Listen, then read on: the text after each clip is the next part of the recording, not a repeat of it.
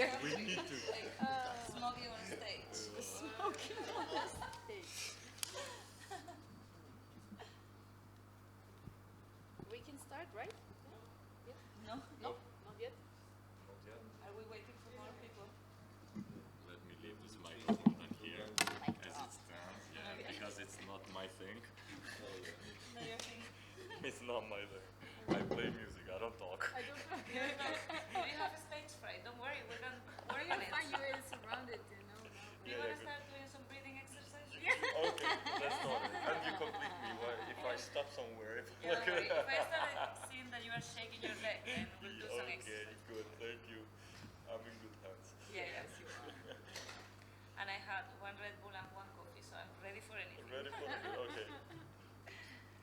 Yeah, so is this yours? Yes. Will you need this one? Okay, I can help. I'm good. I'm good. So just before I arrived, she knows I was seeing bears Yeah, she went with the taxi driver. with my taxi driver. Where is the bear sanctuary? Yes, yeah. Like, I invited him to join, and we were like the Invited the bears to do it? taxi driver. the taxi driver. And then I was thinking, if they let me touch the bears, then I'm gonna arrive to the conference smelling really weird. Really weird. But no, they didn't touch. I didn't touch the bears. No, I saw them. Did you lose the weight to come here or you did go there on purpose? I went there on purpose. Yeah. Nice. I had 20 minutes only to see the bears, so I was like, where are the bears? Where's the bear? Yeah. It was really fun. Am I hearing something about bears, or am I hearing that wrong? Tamsin, I'm making the most of this trip.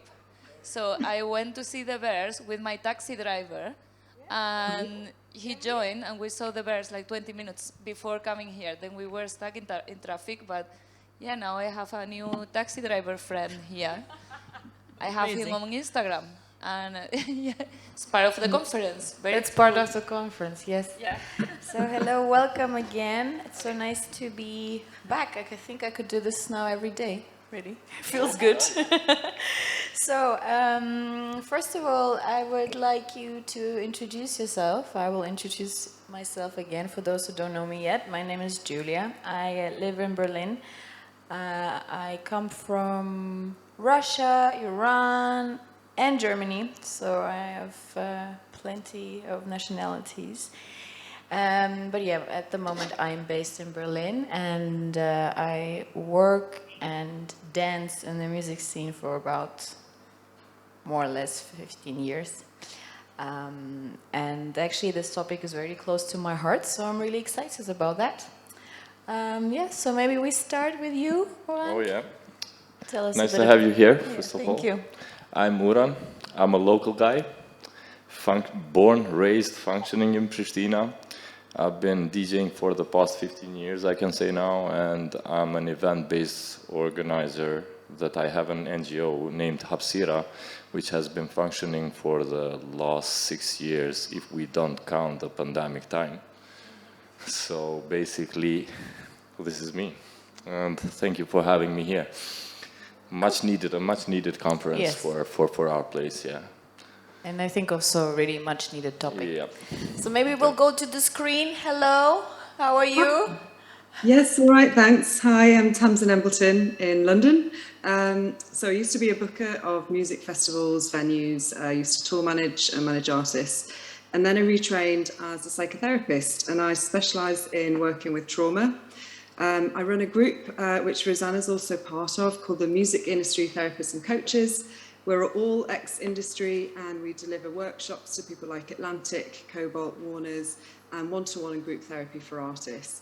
But the project I'm working on at the moment is called the Touring and Mental Health Manual. It is out next year on Omnibus Press, and we've just sold our first 3,000 copies, which is really exciting. Wow, congratulations, that's amazing. Nice. Yes, so we got sponsored by Rapino at Live Nation, which is really great news. So it covers everything related to touring mental health and really artist health in general. So anything from sex and porn addiction to performance anxiety to hearing health, vocal health, conflict and resolution. So yeah. Wow, that's really impressive. Amazing. So to you, my dear, can you tell us a bit more about yourself? Hello, I'm Rosana Corbacho and I'm very happy to be here. I am a clinical and humanistic psychologist and I started working in the music industry when I was 21, living in London and not speaking English when I started there. And I have done jobs in different areas from music labels, booking agencies, tour management, and at the same time I was studying psychology because of course I saw the need and my friends who were also musicians and all that, they weren't very happy. They were really successful and some of them had some issues and no one who really go to specialists. So I was really surprised because living in London and being from South Spain, you think everything happens there. And when you go there and I'm like, so if you want to go and talk about your tinnitus and you have anxiety, you don't have a specialist to go to. So yeah, I did study at the same time and work and tour with big books for a number of years. And then after that, I finished and I set up my practice. I have some experience working in addiction recovery centers. And Where are you based, if I can ask again? now in Madrid. I was living in Barcelona working in a booking agency as well, but then now I am in Madrid, but I'm gonna go to live in Seville because I work online mainly, and I work with one-to-one therapy, and I work with bands as well, and now I'm doing some, apart from master classes at festivals, I'm doing some group therapy sessions for Spotify, well, Nordic countries for the artists as well, so. Yeah, Great, right. thank you. Many other things, but yeah, we can talk Also about very different impressive, things. thank you. Thank you. So, the next one, please, some Hi. introduction of you. I'm Vigan Behlouli, just like Goran said, born and bred in Prishtina. I'm a licensed clinical psychologist, psychotherapist. Been practicing psychotherapy for the last 5 years. I also work as a social researcher, so I try to combine the two professions, and I think they complement one another. Did some studying abroad, came back to Prishtina, and have my own practice here in Prishtina. I do see most of the clients that I see either suffer from anxiety and depression or have as a byproduct anxiety and low mood. Not much experienced with musicians and other performers in the clinical setting, but I hope I will be able to contribute to the discussion. Great, thank you. So yeah, as I said before, this topic is really close to my heart. I did therapy, I think, since I'm 16, on and off. Now the recent one I do is neurodetachment therapy. It's a bit like hypnosis therapy, and I think it's great. But I know that is still a bit of a taboo topic. So often when I talk about this, of course not with my friends, but in the scene, sometimes people go like, ooh, she goes to therapy, she's working on herself. Why do you think it's like that? You're asking me? I'm asking Let me everyone. just give you a brief to you. And what you stated is really important because this in Kosovo doesn't exist at all right now. Like, I would say that mental health is not treated as health in Kosovo as of yet. And speaking of that, I would need that therapy too. So I would get advice from you. Maybe then Vigan can start and give us some of those. So it's a really difficult thing, and especially just think in terms of that you are living and functioning in an isolated country as we do. Like me, for example, people mainly ask me when I throw our rave parties, have you ever been to Berlin or somewhere else to see this and to complement or to make this in Pristina? And what I say is that I've never been. I've just seen those across the internet. And how we manage to do the things here is really a difficult stage. I don't want to sound pessimistic, but the stages that we go through mental health in this environment that we function are if someone professional would ever be to consider those or to evaluate us, we would be like 100% crazy. But something personal. I mean, do you talk about your problems, your emotions to your friends, to your DJ friends in the scene? Is this something that you think that you could break as maybe that's not the first one, but I mean, we're talking openly, so Maybe this is the first time here being actually open, so I thought this would be an amazing opportunity. amazing. But that's Amazing already a great opportunity start. to start and open yourself to, because people tend to think that no one has problems. If I would start to say I have my own problems, I have my own anxieties, I have my, everyone gets through those. So this is one opportunity because it's sad. It's lack of information, and it's the lack of professional people that are involved within this field that can take us and get us through some steps of, as you said, which step was 16 steps that you are going through. So yeah, it's a step forward to open up things. Because yeah, I believe that we were closed enough with this up until now. Rosanna, what do you think? Why is it still such a taboo topic? I think that you are very direct with your questions to the artist. You are very good at this.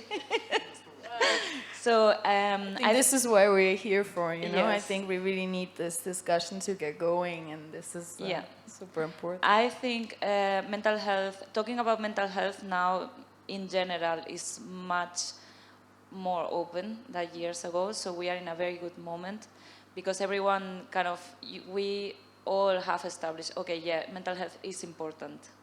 And why is it kind of scary for other people to hear about mental health? Is because the only times that you hear people talking about mental health maybe is when someone has had a breakdown around. So it's like if you are living in Berlin and one of your friends has to go to psychiatrist or goes to a major depression, then you talk about it.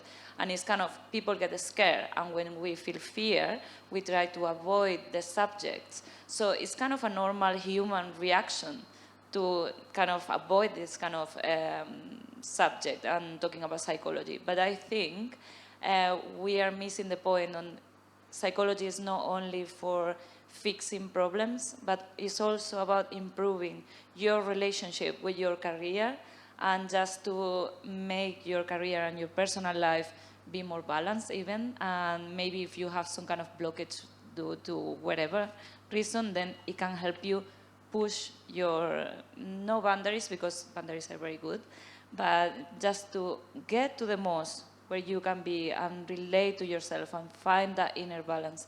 So I think it's very important to be talking about how we go to therapy, what we suffer, and how our lives improve through therapy or through group therapy sessions, master classes, or a wide range of techniques that we can use from psychology as well. So when, also then again going to or related to the music industry, what do you think maybe booking agency can improve, or agents in general when it comes to mental health and their artists? Is there something that we are still missing in the scene? What can we do? What is there? What kind of potential is there? Because if we really look at it, I feel that maybe in some ways some artists are still feeling like they're left alone because there's not enough options. Maybe Tamsin, you have some take on that. Do you think what can booking agencies do to help the artists,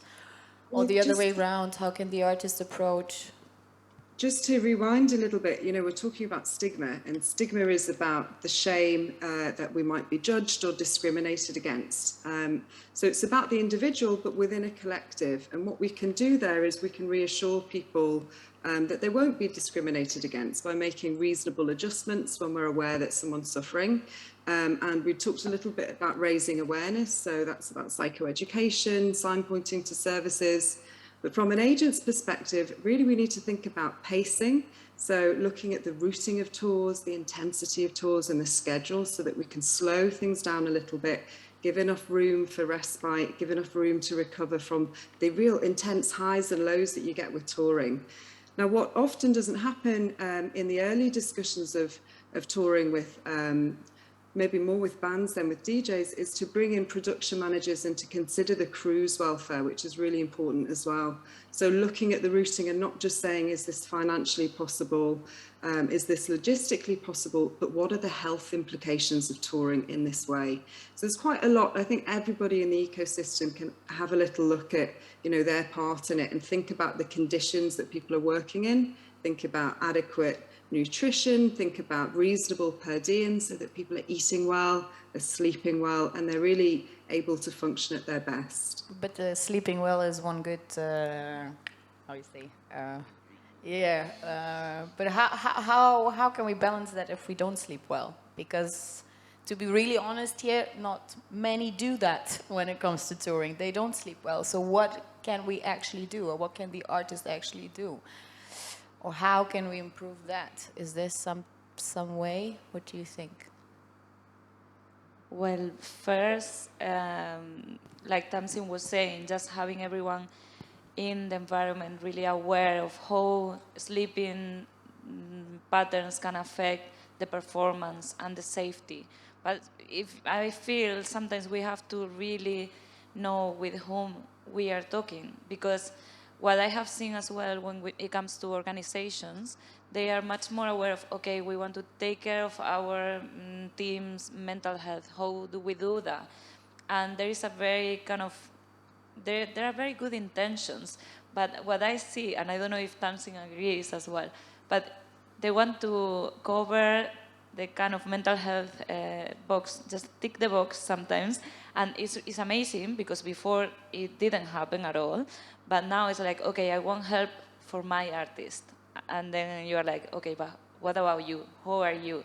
Because when you are working in an environment, it's not only the musician or the performance artist, it's also the tour managers, it's the booker. So when there is a kind of some imbalance, let's say on the sleeping patterns on a tour, or how many dates do they have, it's not just about one person, or it's not the responsibility from the big agency, but it's also to have, it has to do with everyone involved.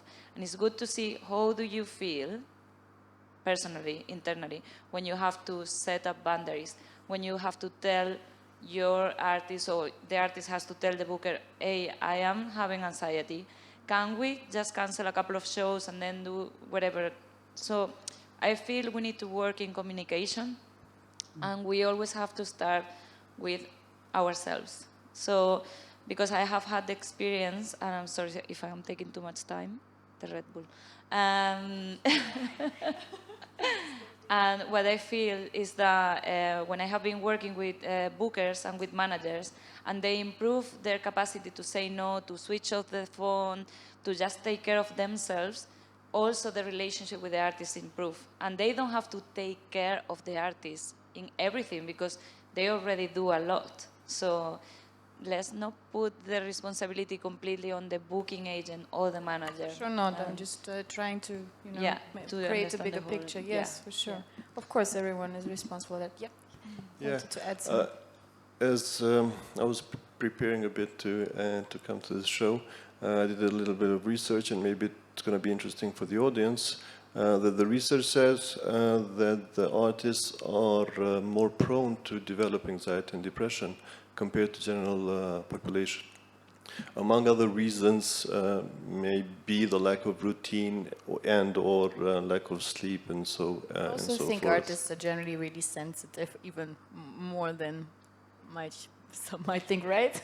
Certainly. Yeah. And with the pandemic and the insecurities that the market is currently placing, even mentioning the need to change career is certainly going to have a considerable impact on the mental health of artists. And I presume this has to be closely observed so that they get proper services to overcome the barriers. In terms of the support, I've noticed that, for example, with a couple of institutions that I have agreement with, availability may be quite a good opportunity to give to the artists, that they can reach out to a certain person that whose fees may be compensated by the booking agency. I mean, not replacing like an insurance company, but at least trying to take good care of the artist, so that they will not be refrained because of I don't know, lack of being close to, or lack of information of whom to reach out to. So that either providing information and or having a certain kind of check-ins with the mental health professionals may certainly be beneficial. Thank you for this. Anyone has anything to add? I For think that? that's ideal. Even if you are not from this industry, spot on. Because just having the directory, this is what MITC also does. This kind of joining forces together. So if anyone has an issue, they know where they can go, and they check in, and is everything okay? And also for me, one of the very good signs that we are in a different place now is that this is the first edition for this conference, and we are talking about mental health. Amazing. So for I me, think that's it's already really, for me too, I really think good that's sign. really, really amazing. Yes. Yeah, so I'm just curious actually, if anyone has a take on that, maybe Rosanna, you do, also Tamsa. So is there a difference between men and women when it comes to opening up, when it comes to talking about mental health? Is there something maybe that, you can tell us about? Tamsin, do you want to talk about the undercover depression in men? I love that subject. Yeah, we can do. I mean, there are social differences for sure. Women are generally raised to be a bit more open about their feelings. And what we know about depression in men is that it often surfaces as anger. So we have to learn how to identify different signs. And that's partly because they're discouraged from having those releases, those cathartic conversations that can help them better understand themselves and what they're feeling. So I think, it kind of comes back partly to psychoeducation, to normalizing talking about mental health. But yeah, of course, there are also different pressures and different issues that face women and men in the industry. It's not always thought about, for example, how it might be for a woman artist to be in a room and be the only woman in that room, and the different kind of feelings that might bring up. And so we can experience things differently. There's often, a lot of shared stresses and very specific stresses in the music industry. But yeah, I'll hand back over to Rosanna. Did you have something to add on that? Yeah, I always, when we have been talking with, I don't know, with Key Change or with She Said So, I'm part of different women in the music industry organizations.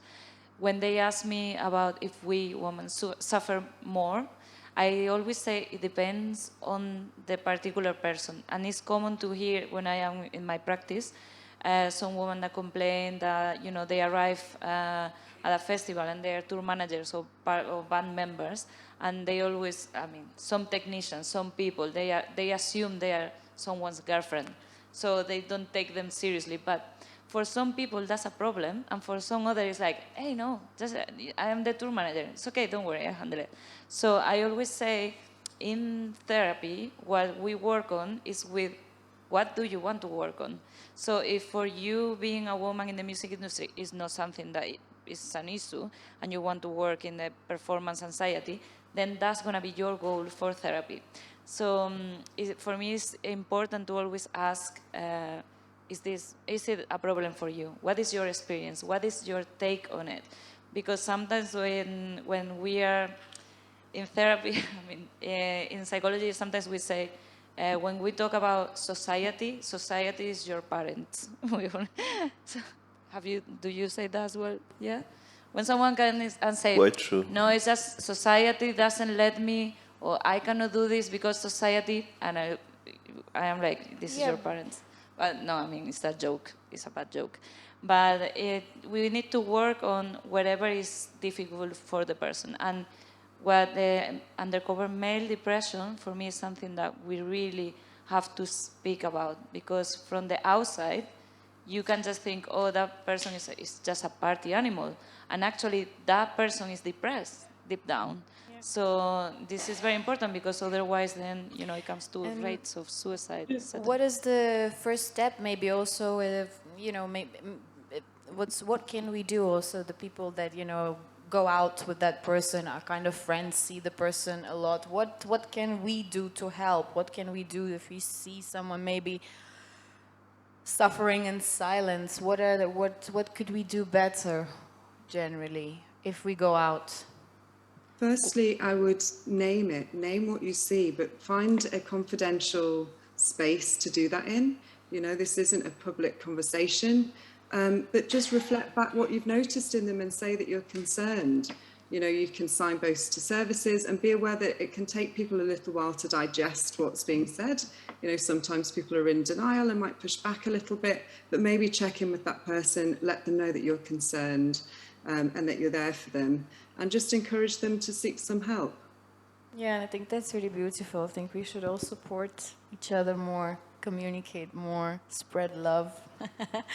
Sounds really cheesy, but yeah. So, but I think it's the truth, especially in the music scene. I think we said it before. We all need to support each other, especially in this kind of. Actually, the scene is so small. It's big and small at the same time. But okay, so once maybe you feel anxiety, you feel overwhelmed, you feel like maybe even having some sort of panic attacks that can sometimes be like really deeply. I often experience an overwhelming feeling, and then I get really tense. I have my ways to deal with it, but maybe from the professional side, also some tips. What can people do who don't know in that moment what to do if he or she feels that way? Is there any kind of tips, recommendations? Yeah.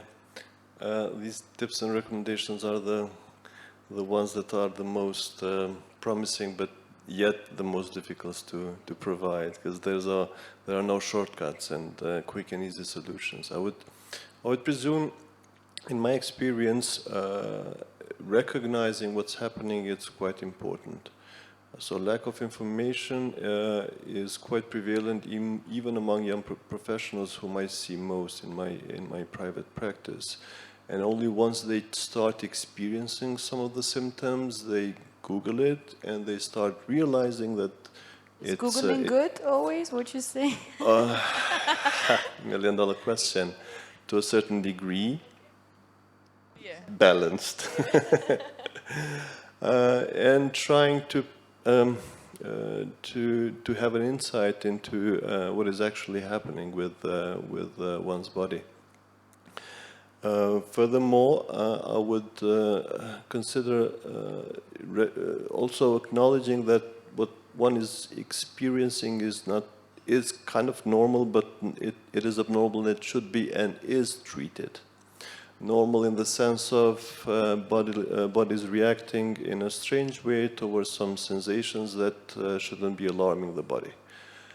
So we have to take care of that and basically train the brain to an extent that they don't have to alarm and get into the fight or flight mode. But this is possible, right? To train the brain to some extent. The science says so. And also does the practice, and for some for most I would say it takes time, and people are generally, especially in the modern era, not very patient because we want to have quick solutions to all of the problems, so they take some other alternative, not very beneficial coping mechanisms. Living in the clouds is being something that is quite often being practiced by the people, or something also quite prevalent here is either self-medication or the usage of drugs, which gives that quick and easy solutions, but it's temporary, and practically it delays the proper treatment and developing the healthy coping skills that we should be trained as human beings, because I think our autopilot mode is not prepared to deal with the anxiety and depression in a proper fashion. And I would like to add, because probably you saw the same study by Sally, that only 30% of the musicians suffering from depression or anxiety actually seek for professional help. and that was really significant from those numbers. And I feel something to add is the sooner the better. So if you feel there is something that is kind of making your life more difficult, and it's not just like normal anxiety reaction, because anxiety is super adaptive, but when that fire alarm is too sensitive and you feel you are not sleeping well, it's affecting your relationships, it's affecting the way you cope with work, then seek for help. And probably, you know, with CBT therapy, it's not such a long process to feel better. And just actually to start talking about it, when I do the group therapy sessions, just talking about it in a group already helps them. Yes. Yeah. Just with I don't want to say like 2 little sessions, but just with a few sessions already you can feel understood.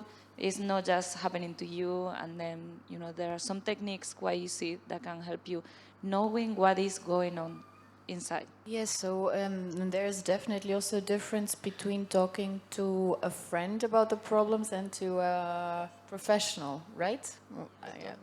I would add on to this, as since we are here already, we have to do something about this, because artists in Kosovo and organizers part, we are suffering out of it. I tell the truth, me myself, for the first among them. So it's a much needed thing. Like, and I'm quite happy that, as you said, in the first conference that it's happening in Prishtina, we are having this issue being taught in here. It's really, really important that we take steps forward in like easing the sufferings of the artists in Kosovo and in region as well, because it's the same. Balkans suffer from this. I don't know about the other countries like Slovenia, maybe Croatia, they are more advanced, but talking about my place, we lack totally on this. We totally lack on this, and we should do something about this.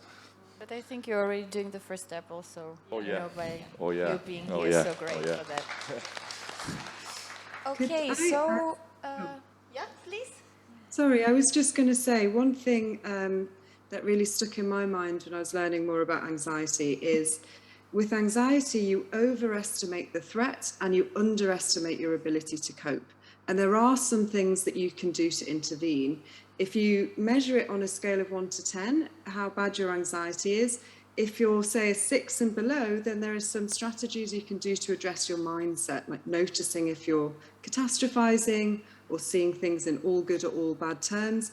But there comes a point with anxiety where it becomes such a physical experience that really through the body is the only way out of it, really. So using techniques like breath work, which Rosanna mentioned earlier, using your senses to ground you in the moment, but they can just take you a couple of notches down and help you see that you're in more control than you believe you are at the beginning. So there are strategies you can use to help.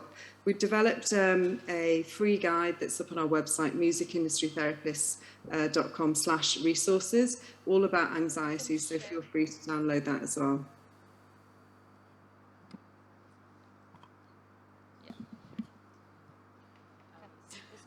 I just wanted to say that I think we can share that one somewhere, right? The one, yeah.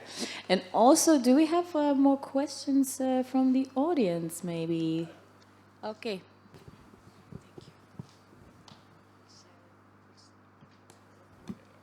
Hi, my name is Hannes. Thank you very much for being here. I'm very happy to witnessing this nice, actually, first time I see this kind of topic being covered on a stage in a music event, and I really appreciate it. As a touring artist and an artist that has been a lot on the road, I've experienced a lot of these things with my fellow musicians. Of course, not with me because I'm super healthy. And just a quick question here, because everything you're covering is actually up front, or in between tours, but actually the main problem occurs during a tour. So there's a lot of pressure on the musicians, on the road crew. There's a lot of budget. Many people rely on your best performance ever, you know. And then suddenly you find yourself as an artist on a 8-week nightliner tour through Europe, and you find out after 3 weeks that you just want to kill yourself. So but there's no way out. So the band fellas, the road crew, everybody is completely overwhelmed by the problem that this guitar player in the band has, that he is just hiding in his, in his little cabin and just comes out for sound check and during the show and then suddenly disappears again. How can the crew cope with suddenly something like that? Because nobody can call the road manager and say, oh, let's cancel the next week because, there's just 5 shows and 2,000 people waiting for us and a lot of money. So is there any quick tip? Because you were mentioning a lot of techniques, but just something very precise that the non-professional psychologists that are sharing the room in the bus can do to calm this person down or to remotivate him to do his fucking job? First, I will say I'm gonna take this one for, but there are some options, like kind of emergency numbers when it comes to something that, there is a risk of suicide or whatever. Then that's something that you need to take into account because the numbers are really high as well on that. And ideally, if there is an ongoing mental health problem, there should be someone that is taking care of that person from before and during the tour. Maybe not going on tour, but nowadays, even I have had some patients who I have been working on, I don't know, stage fright or addiction or whatever. And before going on a big show, tour, then we are arranging a session, but we have been working before, of course. And then before going on that tour, you don't have to rely on your band members, but your psychologist, if it happens. But if it's an emergency, like you said, first acknowledging that something is going on. When you see like those signs that you already identify, just stopping everything, find a quiet, clean, free of any kind of danger, stimulation in the festival, and just calm him down, make the space for it, or sit with him, but no pressure if it's possible. Even if it's like for half an hour, sometimes that can help. Just like, I am here, how are you feeling? Do you want to go for a walk? Do you want to have some water? What is going on? Just addressing that kind of thing and not putting pressure on. You have to do your job, because that's what is going on his head already. But probably this is kind of the tip of the iceberg. So there's not much else that you can do when you are there. Just like not adding more pressure, sitting and just creating an environment where he can actually feel a little bit safe. And I think at some point, if you are touring, you have to know that if you are not fit for doing the work on that moment, you have completely the right to cancel. Because in any kind of job, if you are feeling like some kind of illness, you can stop and not go to work. So this is something, the problem starts when you are touring constantly and you are touring, being depressed, having panic attacks, or going through an addictive process. Sorry, I get... And to add to that, some tours have a member of the touring party trained in mental health first aid. So they have someone nominated on the tour that anyone who's really struggling can go to, and they can disclose their difficulties, they can just have that kind of companionship. But I think what Rosanna is talking about there is really important. It's about that kind of community safety, that collective safety of just reassuring that person that, that trying to reduce the pressure a little bit and letting them know that you're there. And of course, us therapists now all work remotely. So, I largely work with touring people, whether artists or production managers, tour managers, and we keep those sessions up on tour. The tour's particularly intense, we increase them. And then you've got artists like Justin Bieber, obviously enormous touring artist.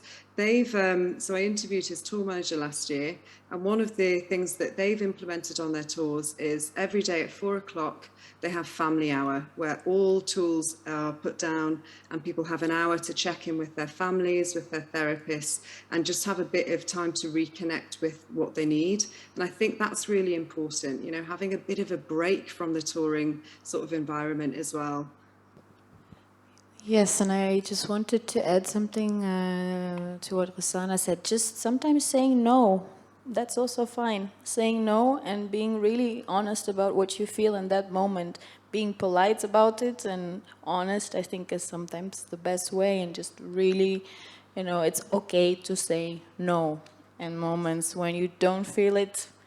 However, wherever you are, don't put that pressure on you. So saying no is also sometimes really helpful, and then you say yes more often again, I think. Okay, are there more questions, more comments?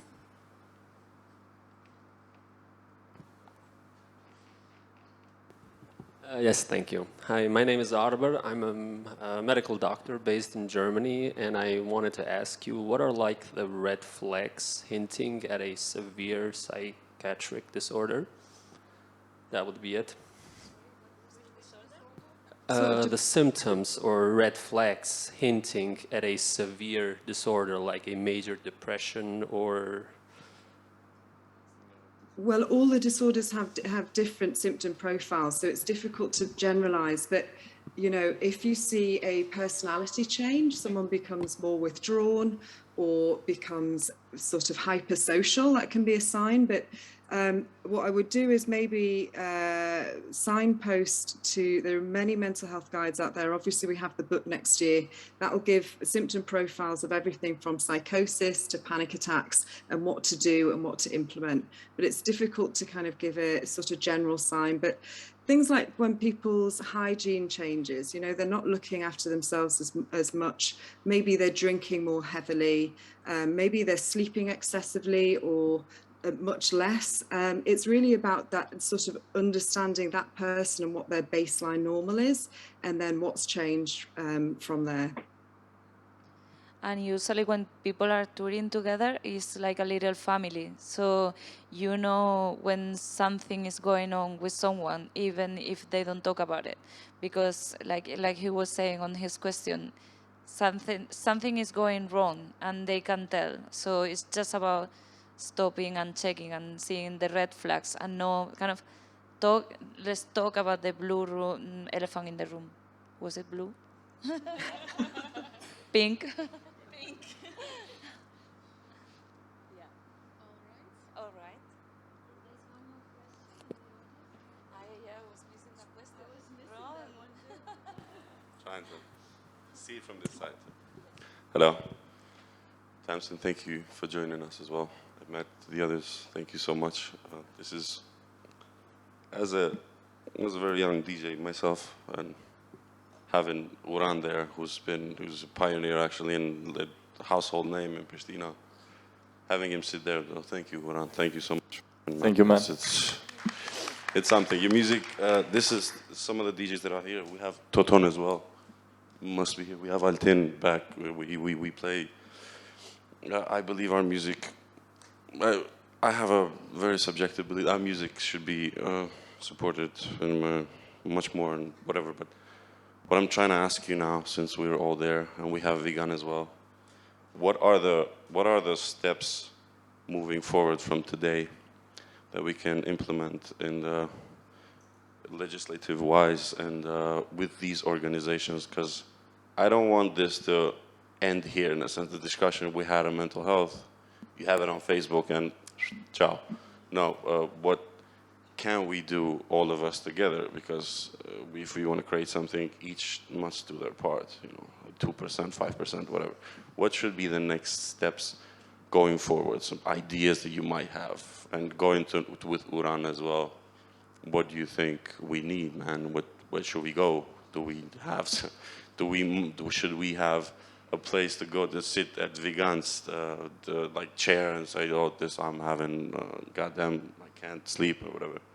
What are the next steps to do? Thank you for taking it up, because that would be my last question as well. I wanted to take the moderator thing. So yeah, it's Vegan in here, and I'm quite happy to know him today.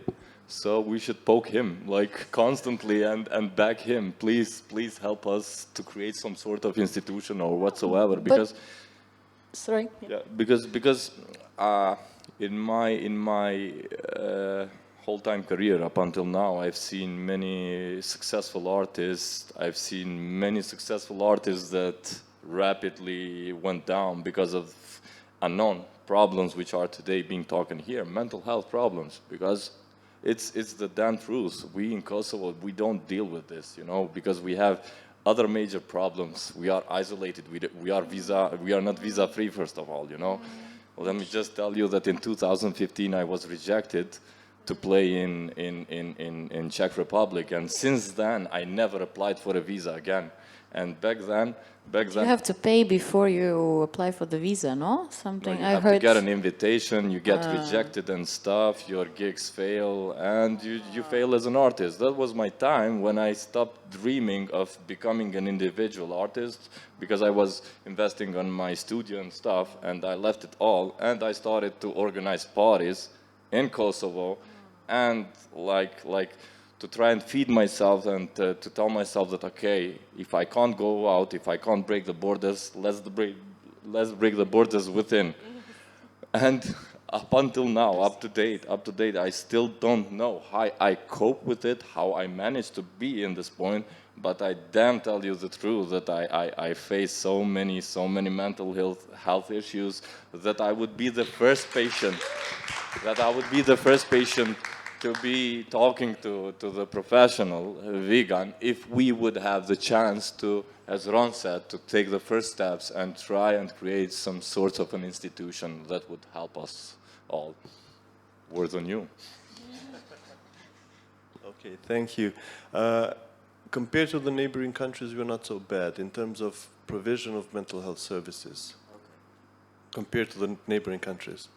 Right, so we are transferring from a very medical type of intervention where I see you as a patient, I give you drugs, and then I will fix you, towards a more humanistic type of approach that you don't have to develop a severe psychiatric disorder in order to visit a mental health professional. So in those terms, Kosovo is progressing with a pace that could have been a bit faster, but nevertheless, we are going towards a, let's say, better mental health services provided in the country.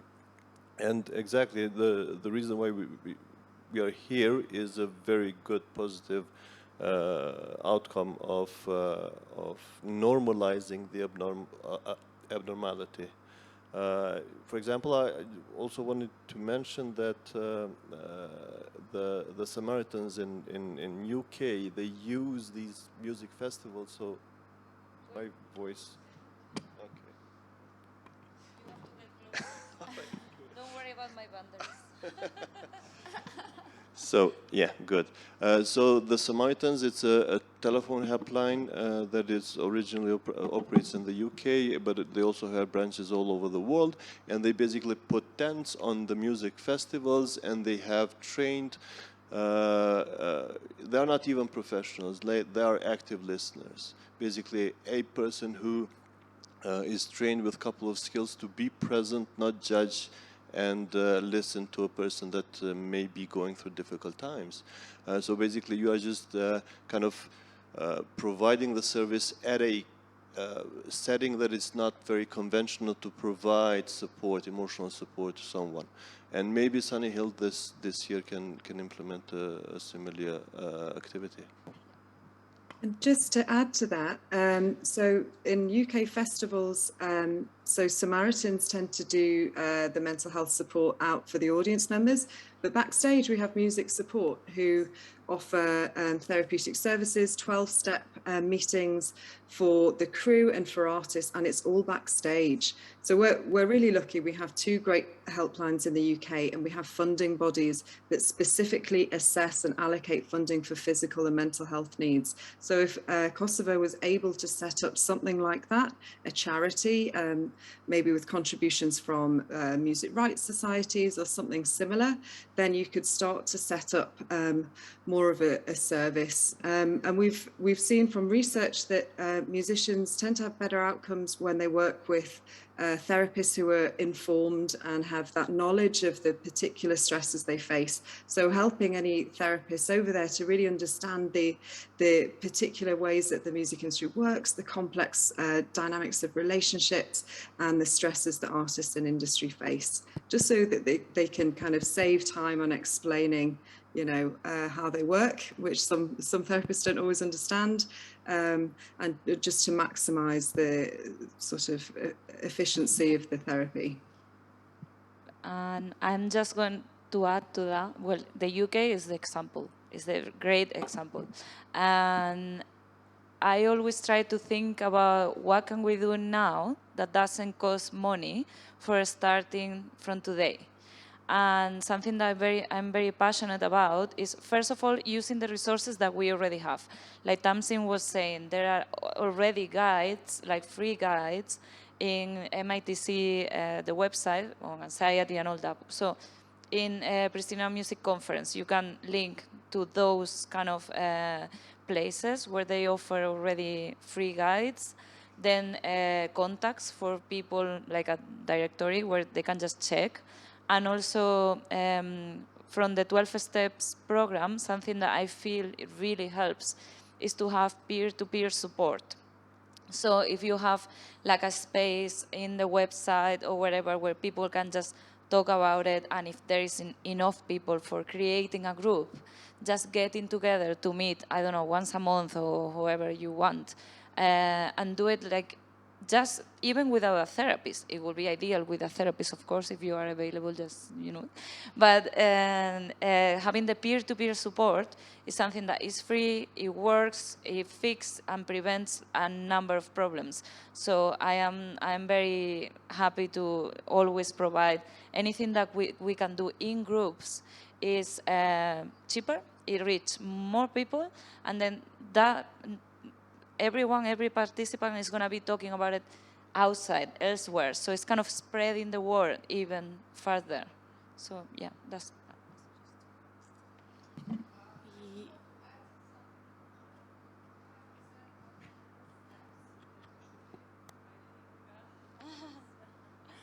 I think it's not working. It's working? Okay, kind of sure. The first step is you go to embassy and apply for a visa. Confront your fear. And I would, would also like to add, because you said we should kind of rely on the resources that we have, and that is also each other. You know, we should be all more sensitive and supportive of each other. And if you feel like seeing someone that might be, you know, have not as he or she is usually, just maybe ask how the person is in a safe space, of course. But all of us should be a bit more sensitive and supportive, I think, also especially in the times of Corona. So this is my last word. Anything to add, please, the girls? Yes. Please. Hi, everyone. Hello. Thank you for coming, firstly. So my question is, what I see from what MITC has done, Rosanna and Thompson, great job. I just wanted to know from your research, you've traveled a lot, you've been part of a lot of conferences. Why do you think that in countries like Kosovo, it's not that we don't have good music or artists that are big, at least here. Why do you think that mental health is not a big of an issue as it should be here? And Vigan, you're part of this question too, in a way, because do you think that we will ever achieve in the place where we'll treat this as a serious issue? Boran said it perfectly. Artists are suffering, and imagine if they had help. Imagine the places they could go to if they were in a good mental state.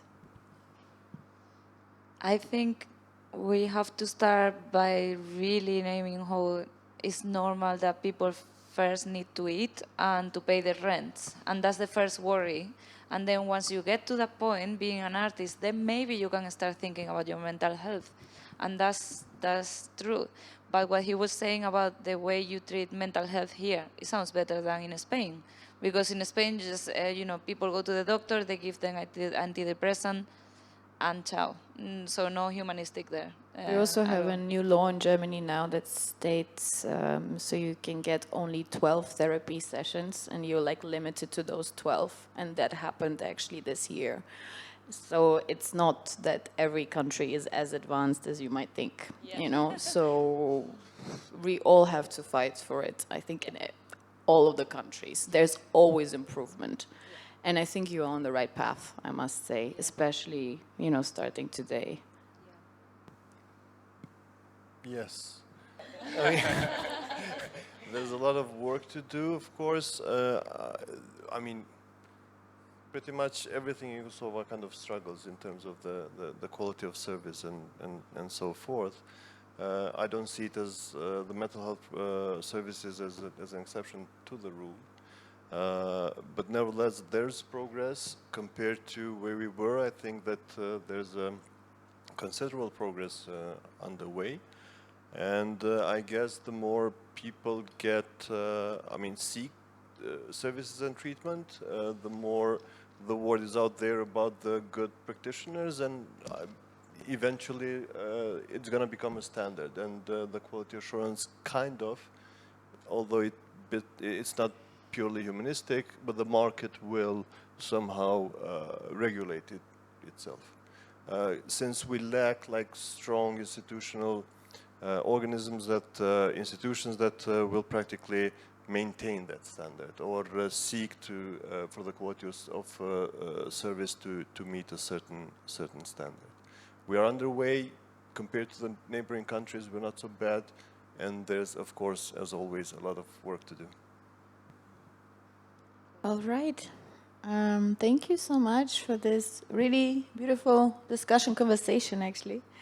I think we will leave it on that note, unless there's one more comment or question. Just one more. I would like to say thank you to like all of you, but especially Quran, because I think you have to have the guts in order to say that I am going through something. And especially if you are an artist, and that means a lot for also other people that are not artists, like me, for example, I'm not an artist. And then being like Quran and going on TVs, it makes all the people think that, say like, okay, it's, sorry, it's, a lot of people will hear Quran and then artists like Quran and other artists, and they will say like, okay, they will break a stigma.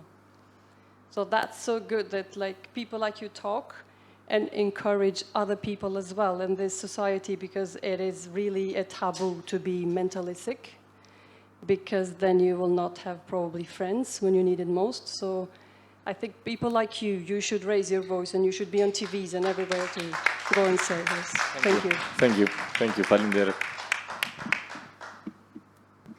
Could I add to that as well? You know, artists really need to be part of the conversation. We need to listen to them about what they need. You know, they know more than we do. But at the same time, I think there can be a danger of mental health difficulties becoming your kind of USP, your unique selling point, and becoming something that people use for marketing, perhaps before they're ready to really speak about what's going on for them.